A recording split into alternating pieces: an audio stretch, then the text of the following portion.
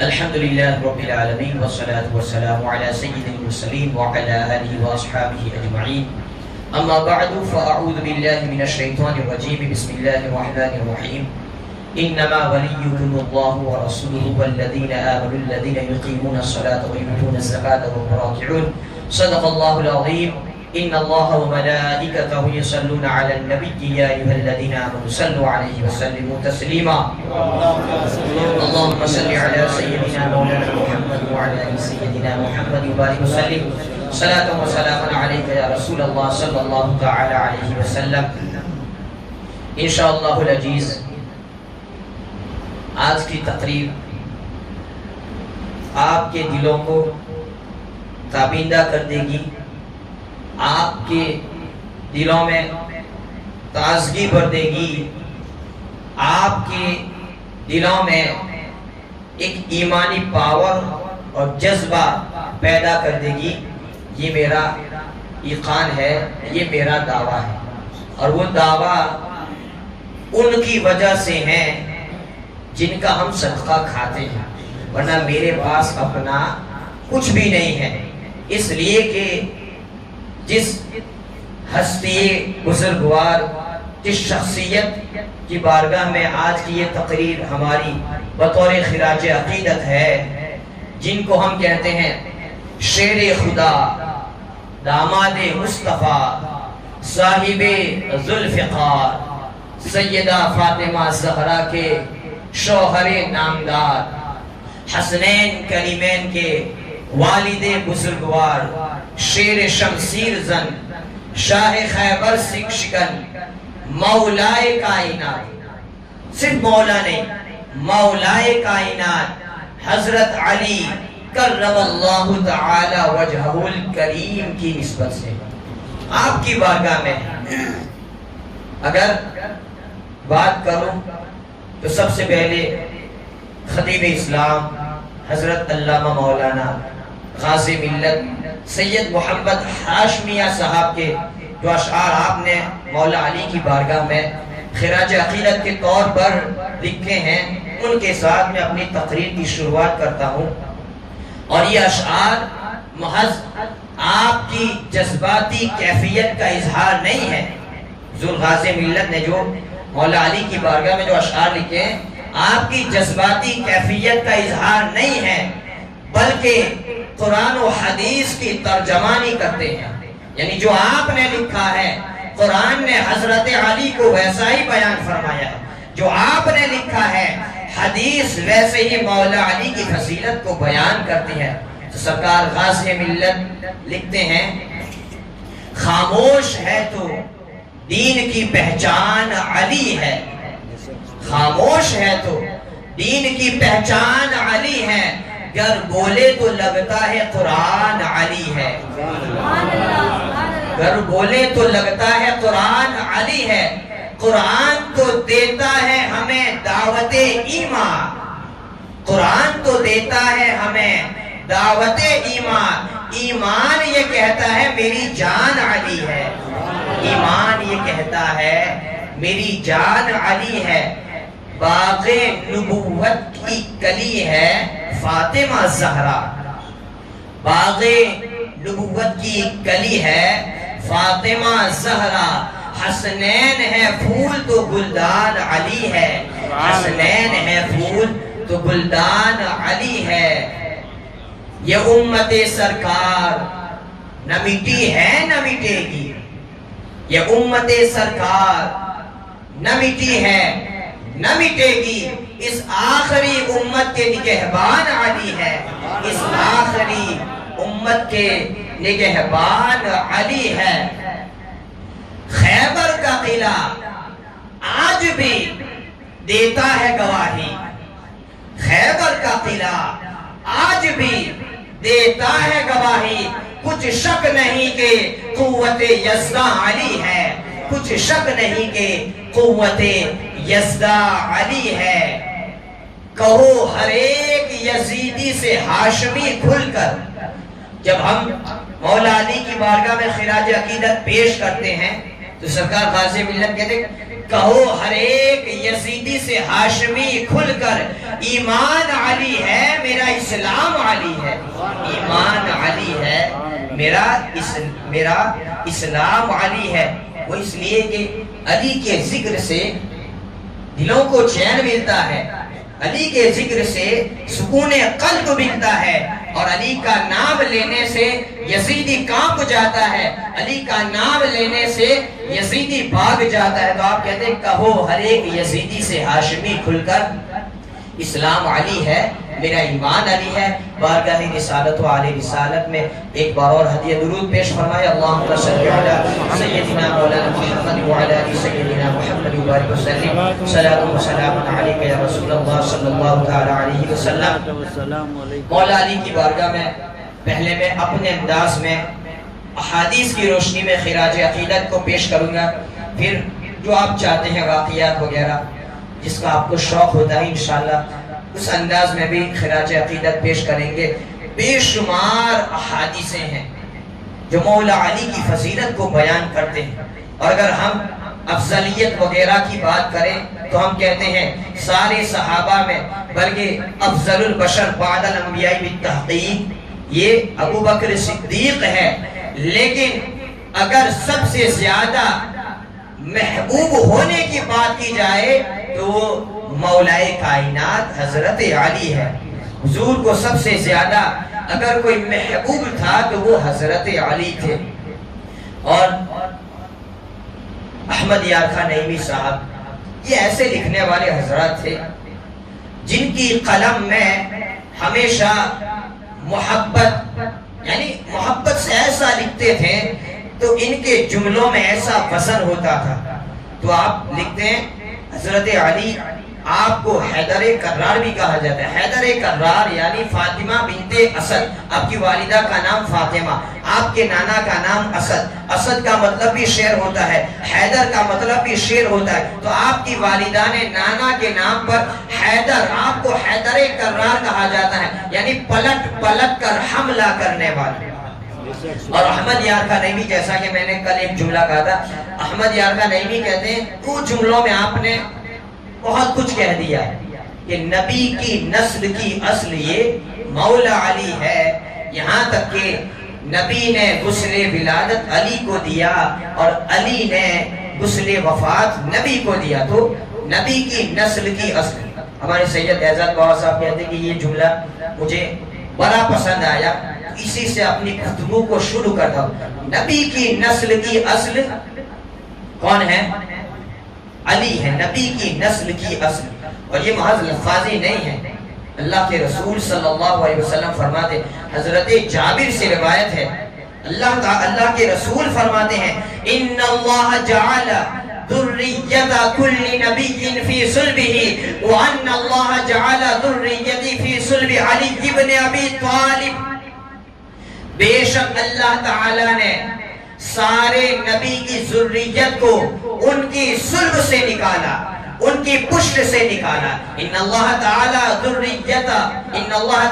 جعل ذریت کل نبی فی صلبہ، لیکن پھر حضور فرماتے ہیں وَأَنَّ اللَّهَ جَعَلَ ذُرِّيَّتِي فِي صُلْبِ عَلِيِّ ابْنِ أَبِي طَالِبٍ، لیکن اللہ تعالیٰ نے میری نسل کو علی کی نسل سے چلایا، میری نسل کو علی کی صلب، علی کی پشت سے چلایا۔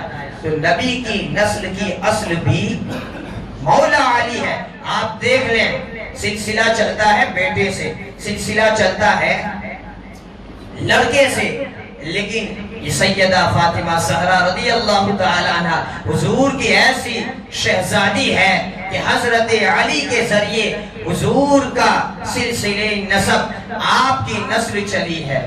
تو حضور فرماتے ان اللہ تعالی جعل ذریت کل نبی فی صلبہ وان اللہ جعل ذریتی فی صلب علی ابن ابی طالب۔ یہاں تک کہ حدیثیں، کتنی حدیثیں سناؤ، کئی حضور فرماتے ہیں لا یحل لأحد ان یجنب فی هذا المسجد غیری وغیرہ، کہیں پر اللہ کے رسول صلی اللہ علیہ وسلم فرماتے ہیں لا یحب علی منافق ولا یبغضه معبن، کہیں پر اللہ کے رسول صلی اللہ علیہ وسلم فرماتے ہیں ذکر علی عبادت، کہیں پر فرماتے ہیں النظر الی وجہ علی عبادت، کہیں پر آقا ارشاد فرماتے ہیں علی حبیبک حبیبی و عدوک عدوی، کہیں پر حضور فرماتے ہیں انت سید العرب، کہیں پر حضور فرماتے ہیں انت سید فی الدنیا و سید فی الاخرہ، کہیں پر حضور فرماتے ہیں من کنت مولاہ فہذا علی المولاہ، کہیں پر حضور فرماتے ہیں، یعنی بے شمار حدیثیں مولا کائنات کے تعلق سے،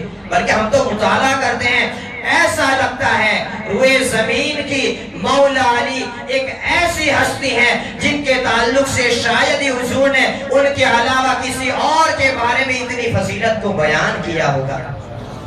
بے شمار حدیثیں ہیں، اللہ کے رسول صلی اللہ علیہ وسلم فرماتے ہیں لا يحل لأحد ان يجنب في هذا المسجد غیری وغیر، اے علی یہ تیرا اور میرا مقام ہے کہ میری اس مسجد میں سوائے تیرے اور میرے حالت جنابت میں کوئی نہیں آ سکتا، لیکن تمہیں عام اجازت ہے، تم کسی بھی پوزیشن میں میری اس مسجد میں آ سکتے ہو۔ حضور فرماتے ہیں انا مدینۃ العلم وعلی بابها فمن اراد العلم فلیأت الباب، اگر میں علم کا شہر ہوں تو علی اس کا دروازہ ہے، اور جو علم حاصل کرنا چاہے فلیأت الباب، دروازے سے آ جائے۔ اور دوسری روایت میں حضور فرماتے انا دار الحکمتی وعلی بابها، میں حکمت کا شہر ہوں اور علی اس کے دروازے ہیں۔ اور فرماتے ہیں آقا حضرت علی کہتے ہیں حضور نے میرے بارے میں فرمایا لا يحبنی الا مؤمن ولا یبغضنی الا منافق، مجھ سے وہی محبت کرے گا جو مومن ہوگا، مجھ سے وہی محبت کرے گا جو مومن ہوگا، منافق کبھی مجھ سے محبت نہیں کرے گا۔ اور دوسری حدیث میں ہے لا يحب علی منافق ولا یبغضہ مؤمن، منافق کبھی علی سے محبت نہیں کرتا اور مومن کبھی علی سے عداوت نہیں رکھتا ہے۔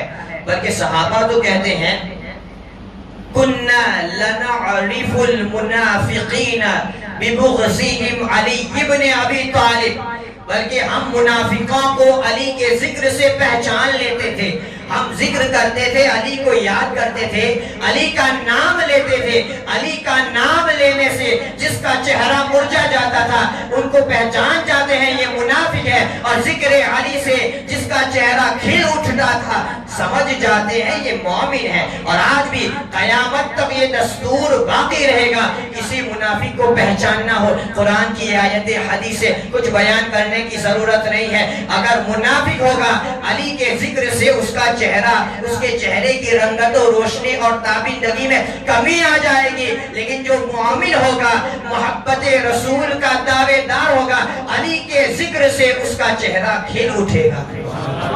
اس لیے کہ علی کا ذکر یہ محض علی کا ذکر نہ سمجھیں، یہ علی کا ذکر یہ نبی کا ذکر ہے، علی کو یاد کرنا نبی کو یاد کرنا ہے۔ اسی لیے تو ہم نے صحابہ کو دیکھا ہے، حضرت عائشہ صدیقہ رضی اللہ تعالی عنہا آپ روایت کرتی ہیں آپ نے جب آپ کے والد یعنی حضرت ابو بکر صدیق کو دیکھا، حضرت ابو بکر صدیق مجلس میں جب آپ مجمع میں ہوتا تو حضرت عائشہ صدیقہ نے غور کیا کہ کانا، اب حدیث کے جو الفاظ ہیں کانا ابو بکر یکسر النظر الی وجہ علی، کہ ابو بکر صدیق مجمع میں کثرت سے حضرت علی کو دیکھا کرتے تھے، جب بھی کسی مجلس میں ہو اور وہاں پر علی بھی ہو حضرت علی کو دیکھا کرتے تھے۔ تو آپ کی شہزادی حضرت عائشہ صدیقہ ام المؤمنین نے حضرت ابو بکر صدیق کو پوچھا کہ آپ ایسا کیوں کرتے ہیں؟ تو جناب صدیق اکبر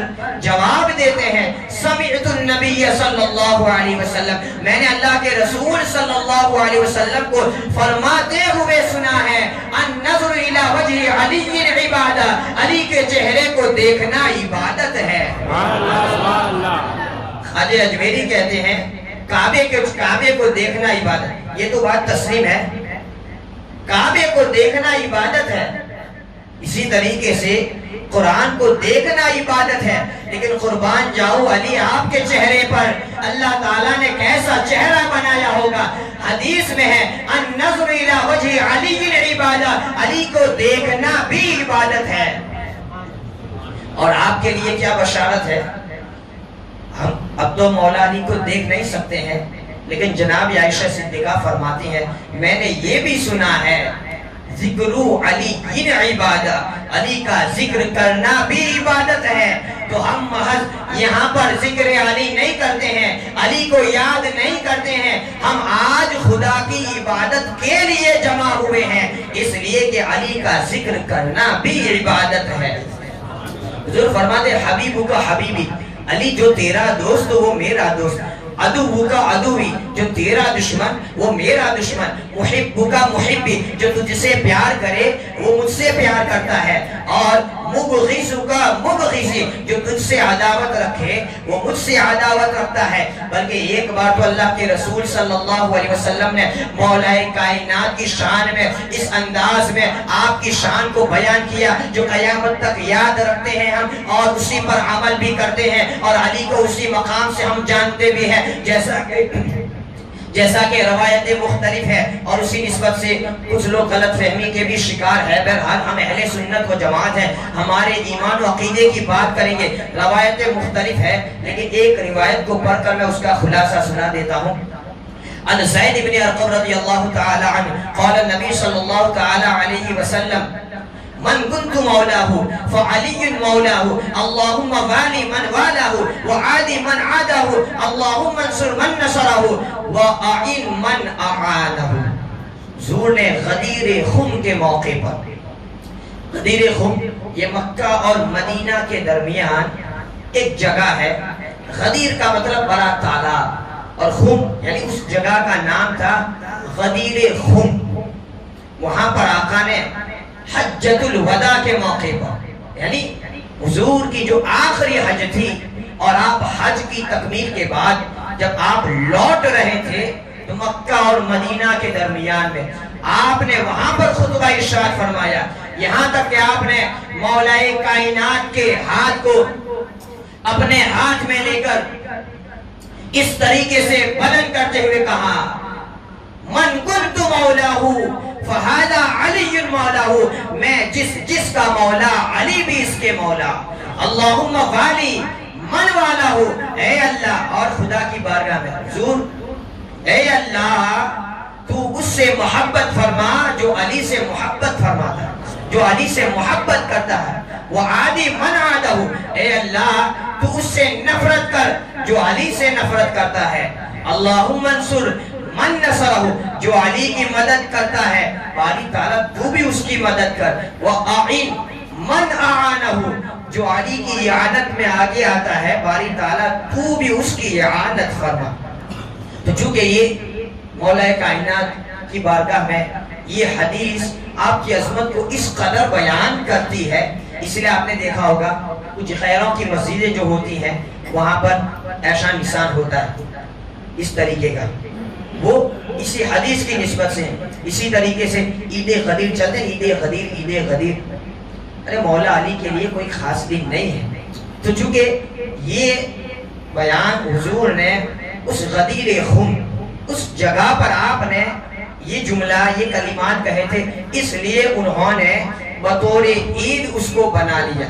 حالانکہ ہمارے پاس مولا کائنات کے تعلق سے اور بھی بے شمار فضائل ہے، تو حضور فرماتے من کنت مولاہ فہذا علی مولاہ، میں جس کا مولا علی بھی اس کے مولا۔ اب آپ تفاسیر کی روشنی میں یا احادیث کی روشنی میں اگر بزرگان دین نے کلام پاک کی تفسیر میں مولا کے معنی، ولی کے معنی مختلف انداز میں جو کیے ہیں تو ایک فہرست بنتی ہے۔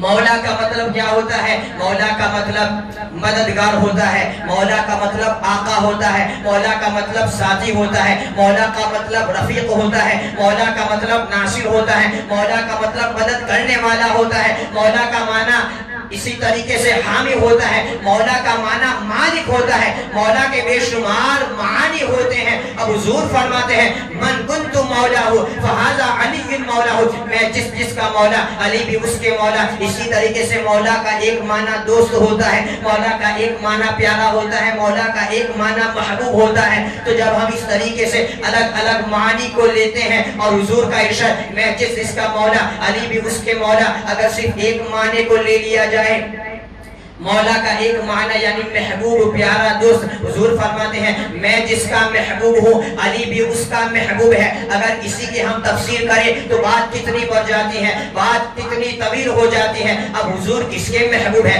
ارے میرے حضور تو پوری کائنات کے محبوب ہے، شرق والوں کے محبوب، غرب والوں کے محبوب، شمال و جنوب، اتر پورب پچھم اتر دکشن، ایسٹ ویسٹ نارتھ ساؤتھ، جتنی بھی دشائیں ہیں پوری کائنات کے حضور محبوب ہے۔ اگر ساری دشاؤں کے وہاں پر رہنے والوں کے مخلوق کے اگر حضور محبوب ہے تو علی بھی اس کے محبوب ہے۔ ہمارے نبی جس کے محبوب ہے، سارے اولیاء کے نبی محبوب تو سارے اولیاء کے علی بھی محبوب ہے۔ اگر اقطاب کے نبی محبوب تو اقطاب کے علی محبوب ہے۔ اگر ابدال کے نبی محبوب تو ابدال کے علی محبوب ہے۔ غوث و خواجہ کے نبی محبوب تو غوث و خواجہ کے علی بھی محبوب ہے۔ اسی طریقے سے یہ ہم نے مولا کا صرف ایک معنی لیا ہے، بلکہ جب مولا کے اس معنی میں ہم آگے بڑھتے ہیں تو نبی تو صدیق کے بھی محبوب ہے، پتا چلا نبی تو صدیق کے بھی محبوب ہے، پتا چلا علی بھی صدیق کے محبوب ہے۔ سارے صحابہ کے نبی محبوب، اسی طریقے سے سارے صحابہ کے علی محبوب ہے۔ سارے نبیوں کے نبی محبوب ہے تو سارے نبی کے علی محبوب ہے۔ سارے رسولوں کے نبی محبوب ہے، سارے رسولوں کے علی بھی محبوب ہے۔ بلکہ نبی تو خود خدا کے محبوب ہے تو علی بھی خدا کے محبوب ہے۔ لہذا اگر اس محبوب کے معنی میں مولا کی تفسیر کریں تو اب مولا حضرت علی کس کے مولا ہے تو ہم اس انداز میں اس کو بیان کریں گے۔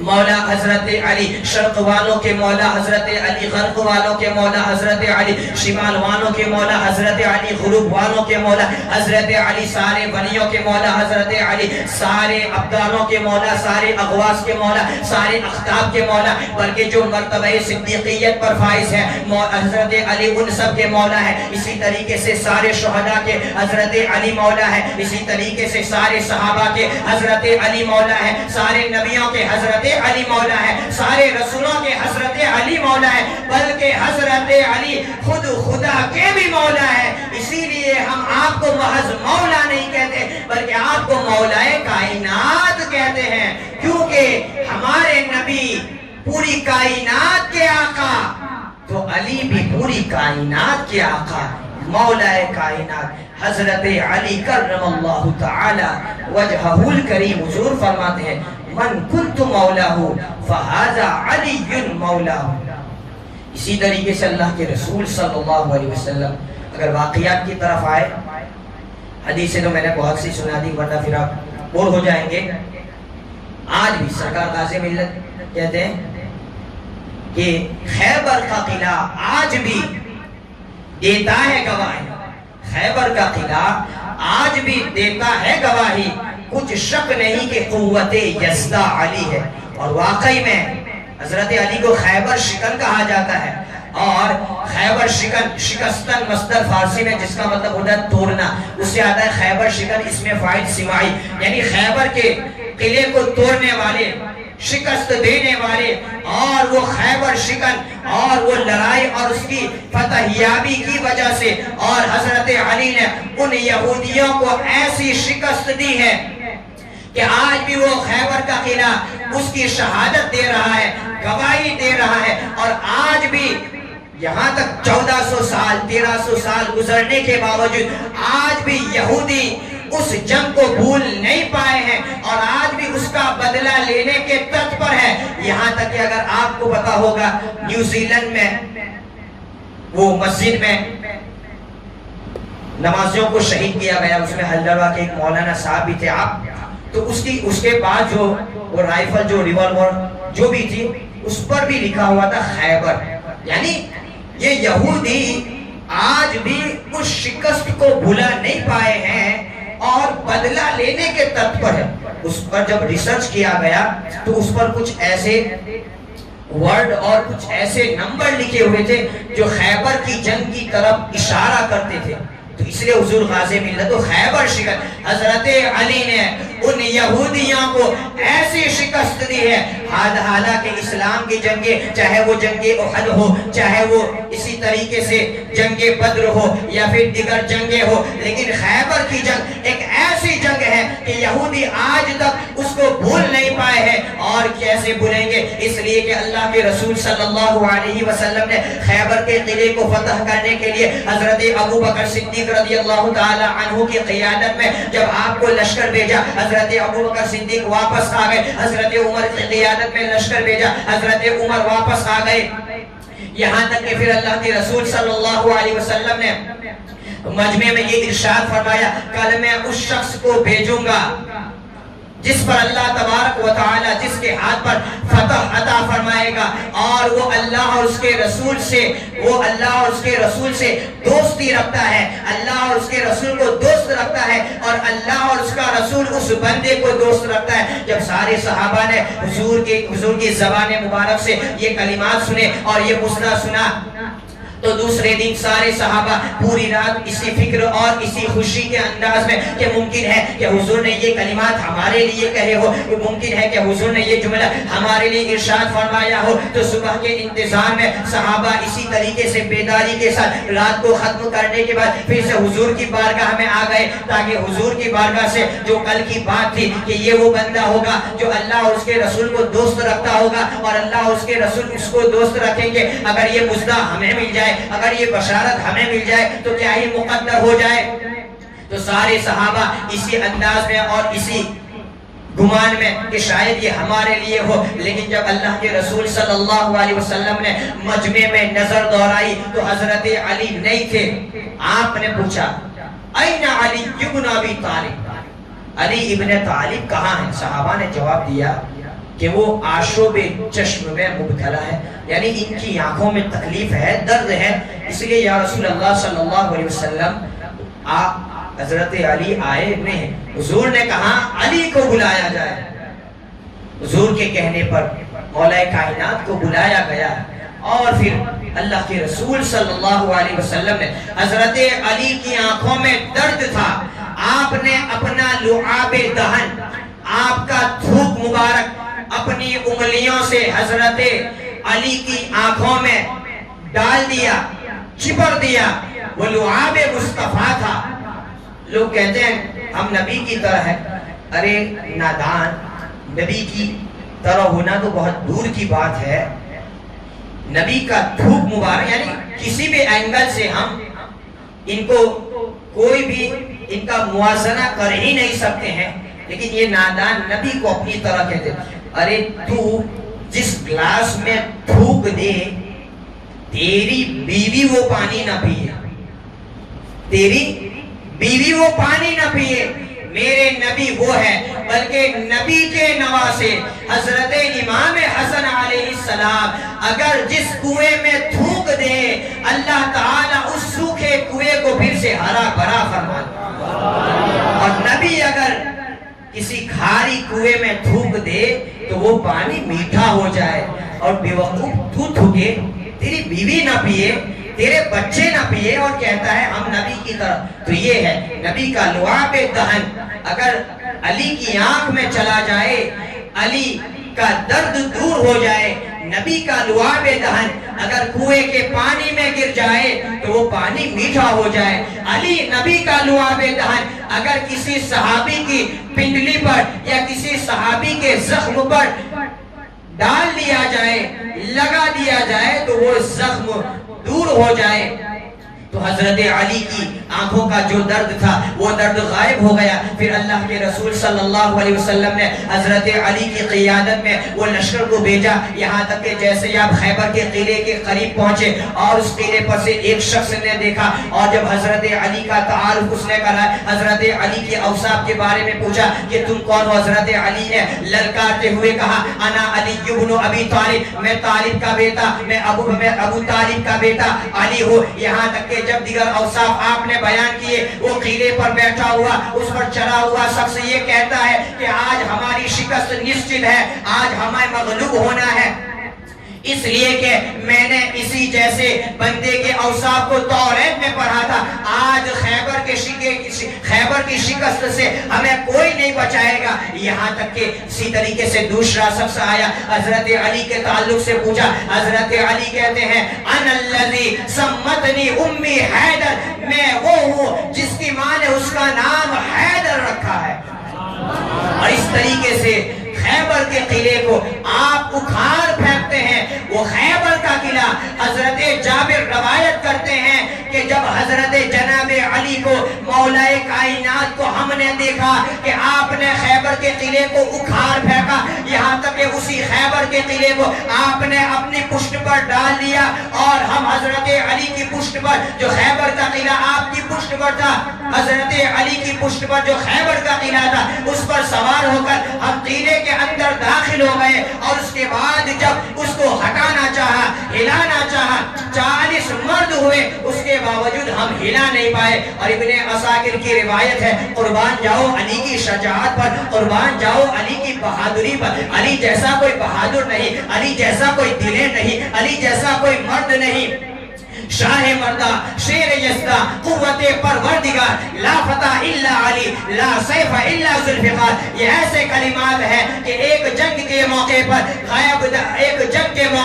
غیب سے حضرت علی کے تعلق سے یہ آواز آئی تھی, لا فتح الا علی, لا سیف الا ذوالفقار. اور ذوالفقار یہ حضرت علی کی ایسی تلوار ہے, فقار یہ فقرہ حضرت علی کی تلوار جو آگے سے جدا ہوتی تھی, الگ الگ ہوتی تھی, آپ کی تلوار چلتی تھی, اسی لیے ذوالفقار اس کا نام ہی ایسا ہے.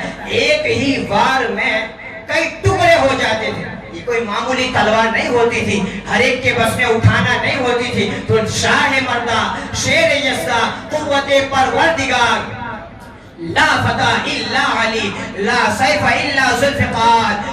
ابن عساکر کی روایت میں ہے حضرت علی نے وہ خیبر کا قلعہ جس کو 40 لوگ ہلا نہ سکے, آپ نے ڈال کی طرح اپنے ایک ہاتھ میں لے کر اس قلعے کو اکھاڑ پھینکا. یہاں تک کہ امام فخر الدین رازی تفسیر کبیر میں لکھتے ہیں, ایک روایت میں 70 افراد کا ذکر ہے. امام فخر الدین رازی تفسیر کبیر میں لکھتے ہیں کہ حضرت علی کہتے ہیں میں نے خیبر کے قلعے کو جو اکھاڑا ہے وہ قوت جسمانی سے نہیں بلکہ قوت ربانی سے, یہ قوت کی یزدانی تھی, یہ باری تبارک و تعالیٰ کی بارگاہ سے ملی ہوئی طاقت تھی. اسی لیے حضور غازی ملت کہتے ہیں خیبر کا قلعہ آج بھی دیتا ہے گواہی, کچھ شک نہیں کہ قوت یزدہ علی ہے, کچھ شک نہیں کہ قوت یزدہ علی ہے.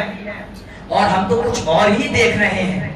اللہ کے رسول صلی اللہ علیہ وسلم آپ اس کی فتح, خیبر کی فتح دیکھ رہے تھے, لیکن ایک ایسے مرد شجاع, ایک ایسے بہادر مرد کی تلاش میں تھے جو مرد آپ کے لعاب کو برداشت کرنے کی صلاحیت رکھے. لہذا اللہ کے رسول صلی اللہ علیہ وسلم نے ایک ایسے مرد کا انتخاب فرمایا جس کو ہم مولا کائنات کہتے ہیں. مولا کائنات کی آنکھوں میں نبی کا وہ لعاب گیا اور اس لعاب سے آپ کو شفا ملی, اور وہی نبی کا لعاب حضرت علی کے لیے بہادری اور طاقت و قوت میں اضافے کا باعث بنا. ورنہ نبی کا لعاب یہ ہر ایک کے بس کی بات نہیں ہے, صلاحیت نہیں ہے کہ وہ اپنی آنکھوں میں برداشت کر سکے.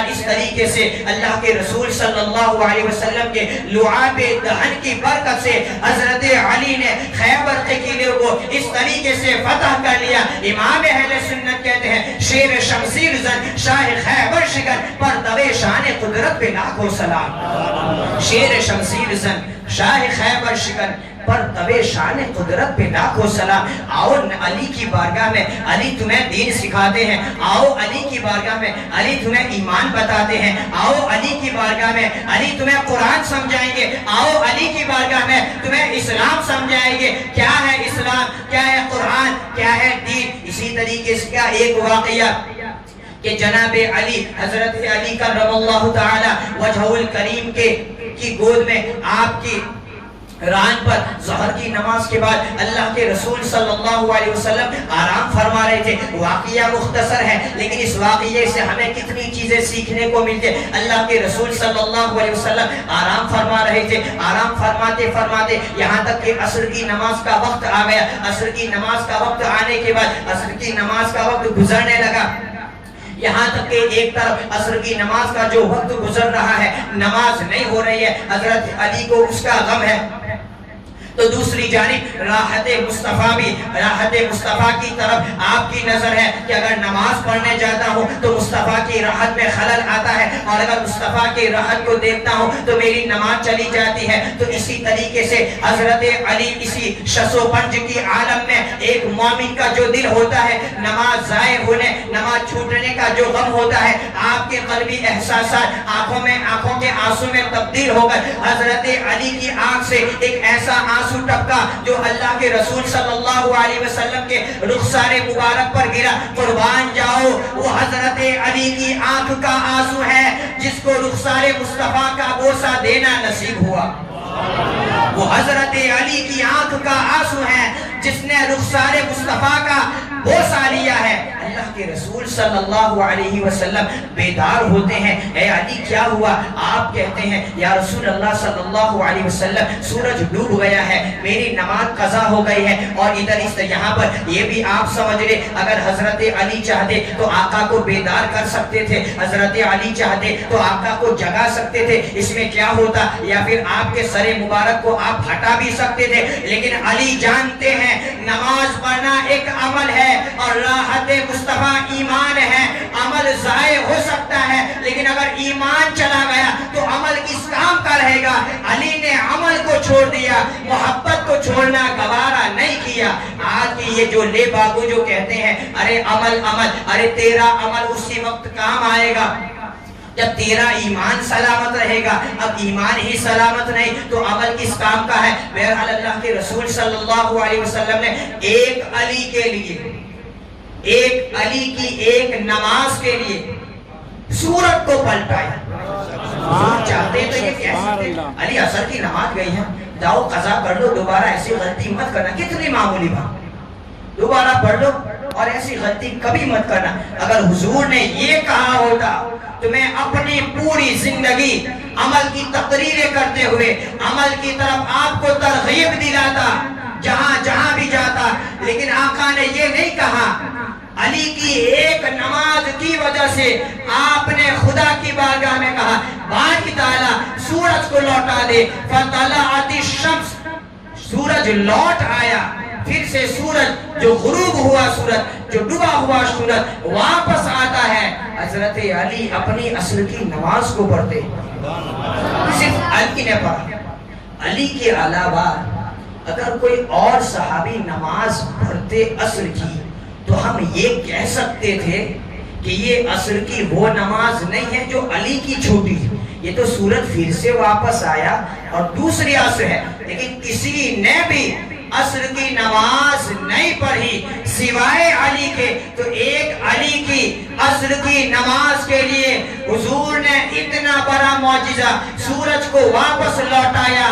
کیوں؟ اس لیے کہ قیامت تک کسی کو یہ موقع نہ ملے کہ محبت رسول تو نماز قضا کرواتے ہیں, کوئی تانا نہ دے سکے کہ محبت رسول میں لوگوں کی نماز قضا ہو جاتی تھے. لوگوں کے منہ پر تالا لگ جائے کہ علی نے محبت رسول میں جس نماز کو ضائع کیا تھا حضور نے اپنی محبت میں ضائع ہونے والی نماز کو قضا نہیں ہونے دیا. پھر سے سورج کو واپس بلا کر اسی نماز کو ادا کروایا, اسی نماز کو ادا کروایا. اس نے کیا ہی خوب کہا ہے, مولا علی نے واری نیند پر تیری نماز. مولا علی نے واری یعنی قربان, مولا علی نے واری نیند پر تیری نماز, وہ بھی جو عصر کی جو اعلیٰ خطر کی ہے. ثابت ہوا جملہ فرائض فروع ہے, ثابت ہوا جملہ فرائض فروع ہے. اصل الاصول بندگی استاج ور کی, اصل الاصول بندگی استاج ور کی. اور آخری بات کہہ کے ٹائم بھی زیادہ ہوا ہے اور اگر آپ چاہیں تو اور بیان کروں. اللہ کے رسول صلی اللہ علیہ وسلم نے اسی طریقے سے جب خانہ کعبہ کی صفائی کی بات آئی، ان مشرکوں نے خانہ کعبہ کو بتوں سے ایسا پلید ناپاک نجس کر دیا تھا۔ اللہ کے رسول صلی اللہ علیہ وسلم کے سامنے جب خانہ کعبہ کی پاکیزگی کی جب بات آئی تو آپ نے اس کو پاک کرنے کے لیے علی کا انتخاب فرمایا۔ ارے علی کا مقام کیا بیان کروں، علی وہ ہے جس کے لیے نبی اپنے کاندھے کو جھکا دے، علی وہ ہے جس کے لیے نبی اپنے کاندھے کو جھکا دے، علی وہ ہے جو مصطفیٰ کے کاندھے پر بیٹھے۔ ارے مصطفیٰ جان رحمت کا کاندھا، آپ کا شانہ وہ شانہ ہے، پوری کائنات دنیا کے جتنے بھی انسان ہیں ان انسان کے کندھوں پر اللہ تعالیٰ نے فرشتوں کو بٹھایا ہے، لیکن ہمارے نبی مصطفیٰ جان رحمت آپ کے شانہ مبارکہ، آپ کے کاندھے مبارک ایسے ہیں جہاں پر فرشتوں کو بیٹھنا بھی نصیب نہیں ہوا۔ فرشتے حضور کے کاندھوں پر نہیں ہیں، اس لیے کہ ارے جس کے عمل اس کا لکھا جاتا ہے، جس کے عمل کی گنجائش شائبہ اور اگر دیگر باتیں ہو، لیکن نبی کے عمل اور آپ اللہ تعالیٰ فرماتا ہے واللہ یعصمک من الناس۔ میں اس ڈیٹیل میں نہیں جاتا ہوں، میں عرض یہ کر رہا ہوں حضور کے کاندھے وہ ہیں جہاں پر فرشتوں کو بیٹھنا نصیب نہیں ہوا۔ علی مقدر پر آپ کے قربان ہم اپنے ماں باپ کو کرتے ہیں، جس کاندھوں پر فرشتے نہ بیٹھ سکے آپ کو وہاں پر بیٹھنا نصیب ہوا۔ واقعہ یوں ہوا جب کعبے کی صفائی کی بات آئی، اللہ کے رسول صلی اللہ علیہ وسلم نے حضرت علی کو بلایا اور اس کے بعد آپ خانہ کعبہ میں تشریف لے گئے، چونکہ بتوں کی صفائی کا معاملہ تھا۔ ارے حضرت علی کو کیوں بلاتے؟ اللہ کے رسول صلی اللہ علیہ وسلم کسی اسٹول کو رکھ دیتے، کسی سیڑھی کو رکھ دیتے یا اور کوئی انتظام فرما دیتے۔ اگر علی سے صفائی کروانا تھا تو اس طریقے سے آپ کرتے، یا پھر خود صاف کرنا ہوتا تو اس اسٹول پہ آپ چڑھ جاتے، یا پھر اگر صفائی ہی مقصود تھی اور اگر اسٹول وغیرہ کی ضرورت نہیں تھی تو حضرت علی کو جھکا دے، حضرت علی کے کاندھے پر آپ بیٹھ جاتے اور خانہ کعبہ کی صفائی کر لیتے۔ لیکن نہیں، مصطفیٰ نے بتا دیا کون ہے علی، مصطفیٰ نے بتا دیا کون ہے علی۔ علی وہ ہے جس کے لیے خود نبی اپنے کاندھے کو جھکاتا ہے۔ اللہ کے رسول صلی اللہ علیہ وسلم نے اپنے کاندھوں کو جھکایا اور اس کے بعد حضرت علی اس پر سوار ہوئے، اور جب حضرت علی سوار ہو کر بلندی پر پہنچے، ایک ایک کر کے اس کعبے میں 300 بت انہوں نے رکھے تھے، حضرت علی نے صاف کر دیے۔ نبی نے بتا دیا خدا کے گھر کی صفائی کے لیے میرے ساتھ علی کا ساتھ بھی ضروری ہے۔ ہم ایسے گھر والے ہیں کہ خدا کے گھر کو صاف کرنے کے لیے میں نے علی سے مدد طلب کی۔ اسی طریقے سے اگر تمہارا گھر، تمہارا دل اگر گندگی سے بھرا پورا ہے، اگر تمہارے دل میں نفاق ہے، تمہارے دل میں عداوت ہے، تمہارے دل میں کینہ کپٹ ہے، تو اس خدا کے گھر کی صفائی کے لیے محض مصطفیٰ نہیں بلکہ علی کا ساتھ ضروری ہے۔ تمہارے دل کی صفائی کے لیے مصطفیٰ کے ساتھ علی کا ساتھ ضروری ہے۔ جس دل میں محض مصطفیٰ کی محبت ہو، اس دل میں کبھی بھی خدا نہیں آ سکتا۔ اگر خدا کی رحمت کو دعوت دینا ہے تو محبت مصطفیٰ کے ساتھ علی کی محبت کو بھی بلانا پڑے گا، اور جس کے دل میں نبی اور علی کی محبت ہوگی اس دل کو کوئی ناپاک نہیں کر سکتا ہے، اور اسی کو مومن کہا جا سکتا ہے، اسی کو مومن کہا جا سکتا ہے۔ اس لیے کہ علی سے نفرت کرنے والا منافق ہی ہوتا ہے۔